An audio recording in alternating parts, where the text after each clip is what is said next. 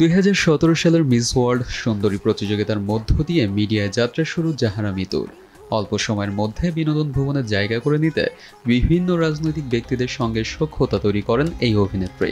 তার প্রমাণ কাজী হায়াতের জয় বাংলা সিনেমা। কথিত আছে অভিষেক সিনেমাতেই কোনো এক রাজনৈতিক ব্যক্তির বিশেষ অনুরোধে কাজ পান মিতু। গত 7 বছরে অভিনয়ের ঝুলিতে আছে মাত্র 8টি সিনেমা, যার একটাও হয়নি ব্যবসা সফল। শুরুতেই নবাগত নায়িকা হয়েও রাজনৈতিক ব্যক্তিদের ক্ষমতা দেখিয়ে কাজ করেছেন শাকিব খানের মতো চিত্রনায়কের সঙ্গে। ছবির নাম আগুন, আর এই সিনেমাটির প্রযোজক ছিলেন ক্যাসিনো কেলেঙ্কারির অন্যতম আসামি দেশ বাংলা মাল্টিমিডিয়ার কর্ণধার এনামুল হক আরমান। গল্পটা এখানেই শেষ নয়।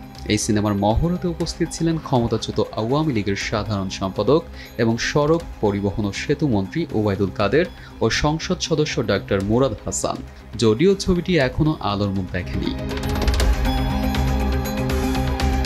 গত বছর অমর একুশে বইমেলায় প্রকাশিত হয় মিতুর প্রথম বই প্রেমিকার নাম কবিতা। এরও মোড়ক উন্মোচন করেন একই ব্যক্তি, ক্ষমতাচ্যুত আওয়ামী লীগের সাধারণ সম্পাদক এবং সড়ক পরিবহন ও সেতু মন্ত্রী ওবায়দুল কাদের। সেই বইয়ের মোড়ক উন্মোচন অনুষ্ঠান শেষে মিতু তার সোশ্যাল মিডিয়ায় লেখেন, আমার প্রথম চলচ্চিত্রের মহরতে তিনি পাশে ছিলেন। আমার প্রথম কাব্যগ্রন্থের মোড়ক উন্মোচনও তার হাত ধরেই। আমার সবচেয়ে প্রিয় ব্যক্তিত্ব ও অভিভাবক তিনি। মাঝে তাকে দেখা গেছে বিভিন্ন টিভি চ্যানেলের উপস্থাপিকা হিসেবে। সেখানে ছিল বড় বড় ব্যবসায়ীদের সঙ্গে লিয়াজু।